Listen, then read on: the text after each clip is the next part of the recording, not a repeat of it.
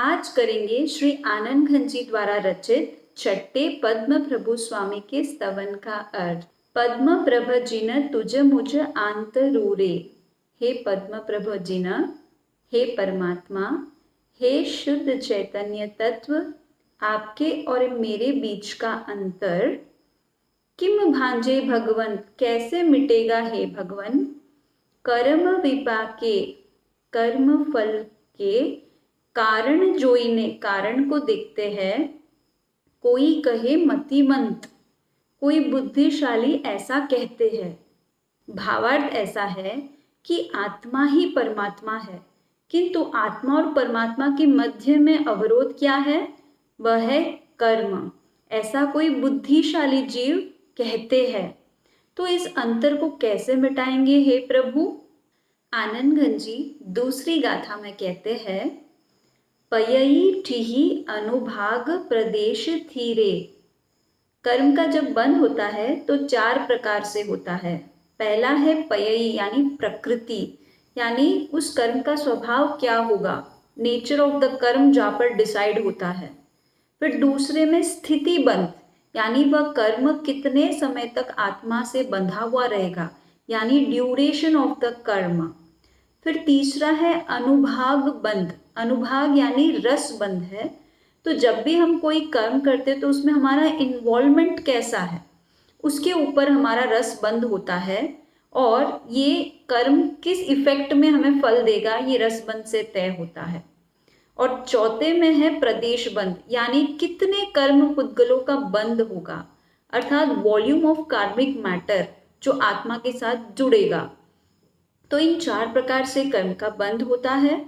फिर कहते हैं मूल उत्तर बहुभेद, ऐसे कर्म के मूल से तो 8 भेद हैं, और उन 8 भेद के जब हम उत्तर भेद करते हैं यानी और डिटेलिंग करते हैं तो 158 भेद होते हैं, 158 भेद होते हैं।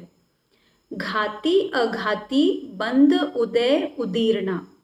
घाती यानी जो कर्म आत्मा के गुणों को घात करते हैं, आवृत करते हैं। एग्जाम्पल के लिए कि हम सबके अंदर केवल ज्ञान की शक्ति है, हमारे पास अनंत ज्ञान है, किंतु प्रकट में हम सब अल्पज्ञानी हैं या अज्ञानी है। तो हमारे ज्ञान गुण का घात किसने किया? ज्ञानावर्णी कर्म ने। तो ऐसे 4 घाती कर्म है। ज्ञानावर्णीय ने अनंत ज्ञान का घात किया है, दर्शनावर्णीय ने अनंत दर्शन का, मोहनीय कर्म ने अनंत चारित्र का, और अंतराय कर्म ने अनंत शक्ति का घात किया है। तो ये 4 घाती कर्म है। फिर कहते हैं अघाती, यानी जो आत्मा के गुण को घात तो नहीं करते हैं, किंतु शरीर संबंधी जो कर्म हम बांधते हैं, जैसे सुख दुख का वेदन तो शरीर से ही होता है ना, तो वो वेदनीय कर्म। फिर कहते हैं कि इस शरीर में आत्मा कब तक बंधी हुई रहेगी, तो वो आयुष्य कर्म। फिर इस आत्मा को कैसा शरीर मिलेगा, कैसा रूप रंग आकार मिलेगा, तो वो है नाम कर्म। और ये आत्मा कहाँ जन्म लेगी, नीच कुल के शरीर को लेगी या उच्च कुल के शरीर को लेगी, तो ये डिसाइड होता है गोत्र कर्म से। तो ये 4 अघाती कर्म हुए। फिर बंध उदय और उदीर्णा। बंध अर्थात आत्मा और कर्म का दूध और पानी की तरह संबंध हो जाना। उदय यानी बंधे हुए कर्म का फल देना, और उदीर्णा यानी जब जीव मुक्त होने के लिए पुरुषार्थ करता है तो वो बलपूर्वक कर्म को उदय में लाता है ताकि उसकी निद्रा हो सके और वो मुक्त हो सके, तो उसे उदीर्णा कहते हैं। फिर कहते हैं सत्ता कर्म विच्छेद। सत्ता यानी शासन, तो कितने समय तक आत्मा के ऊपर कर्म का सत्ता बना रहेगा, शासन बना रहेगा। कर्म विच्छेद यानी बंध उदय उदीर्णा घाती अघाती मूल उत्तर वेद इत्यादि सारे कर्म के विषय को जानकर उसको नाश करना है। विच्छेद यानी समाप्त करना है, ताकि आनंद घन जी कहते हैं आत्मा और परमात्मा का मिलन हो सके। आनंद घन जी अगली तीसरी गाथा में बताते हैं, कनको पलवत पयड़ी पुरुष तणी। कनक अर्थात सोना, उपल यानी पत्थर या मिट्टी के कण समझो, पयड़ी पुरुष तणी, पयड़ी यानी प्रकृति, पुरुष यानी आत्मा, तो यह प्रकृति यानी कर्म प्रकृति समझना है। और आत्मा का जो संबंध है, जोड़ी अनादि स्वभाव, यानी अनादि से ही ये जोड़ी बनी हुई है। जैसे खान में सोना और मिट्टी मिली हुई है, वैसे ही आत्मा और कर्म अनादिकाल से मिले हुए हैं। अन्य संयोगी जिहा लगे आत्मा, जब तक आत्मा पर संयोगों से, अन्य संयोगों से जुड़ी हुई है, संसारी कहवाए, तब तक वो संसारी ही कहलाती है।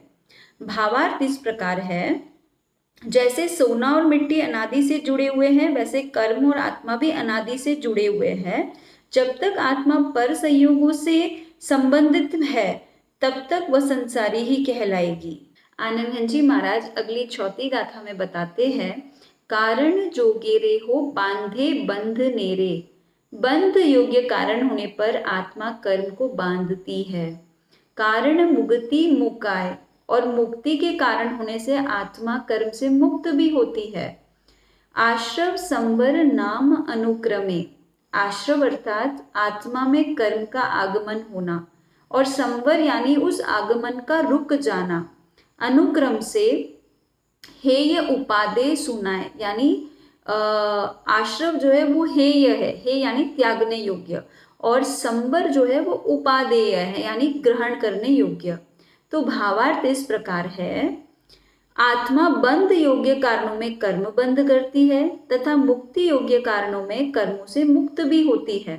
कर्म बंध से पूर्व कर्म का आत्मा में आगमन होना ये आश्रव है, जो कि त्यागने योग्य है, तथा कर्म से मुक्त होने से पूर्व आत्मा में कर्म का आना रुक जाना संवर है, और वह उपादेय है, ऐसा सुनने में आता है। आनंद घन जी महाराज अगली 5वीं गाथा में बताते हैं, युंजन करने हो अंतर तुझ पड़ियो।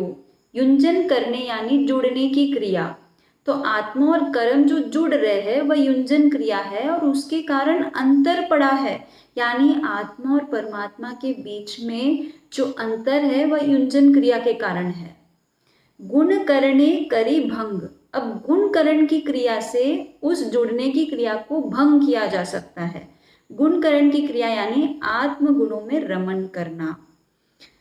ग्रंथ उक्ते करी पंडित जन कयोरे, आगम ग्रंथों में ऐसे पंडित जन ने यानी ज्ञानियों ने कहा है। अंतर भंग सुअंग, अंतर भंग करने के उपाय को, सुअंग यानी उपाय। तो भावार्थ इस प्रकार है, कर्म और आत्मा के जुड़ने की क्रिया युंजन क्रिया है, और उस युंजन क्रिया को तोड़ने की क्रिया गुणकरण की क्रिया यानी आत्म गुणों में रमने की क्रिया। आत्मा और परमात्मा के अंतर को मिटाने का ये उपाय आगम ग्रंथों में ज्ञानियों द्वारा कहे गए हैं। आनंद घन जी महाराज अगली अंतिम 6ठी गाथा में बताते हैं, तुझ मुझ अंतर अंतर भांजशे। हे प्रभु, तेरे और मेरे मध्य में यानी आत्मा और परमात्मा के बीच में रहे हुए अंतर का अवश्य ही अंत होगा। वाजशे मंगल तूर, और तब बजेंगे मांगलिक तूर, यानी यह एक प्रकार का वाद्य यंत्र है। जीव सरोवर अतिशय वादशे, यानी जीव रूपी सरोवर में अत्यधिक बढ़ जाएगा या भर जाएगा। आनंद घन रसपूर, यानी आनंद से वह भर जाएगा। तो भावार्थ इस प्रकार है, हे प्रभु, आपके और मेरे बीच में आत्मा और परमात्मा के मध्य में जो अंतर है, एक दिन अवश्य ही उसका अंत होगा, और तब बजेगा मंगल वाद्य, और मेरे जीव रूपी सरोवर में आनंद रस भरपूर बढ़ेगा, उससे भर जाएगा, ऐसा आनंद घन जी महाराज कहते हैं। प्रस्तुत स्तवन का अर्थ करते हुए मुझसे जो कोई भूल हुई हो, मिच्छामि दुक्कडम। मेरे अल्प बुद्धि ने इसका इस प्रकार अर्थ किया है, किंतु विस्तार से पढ़ने पर अनेक अर्थ इसके उपजते हैं। स्वाध्याय गण विस्तार पूर्वक पढ़े और विविध अर्थों को जानने का प्रयास करें।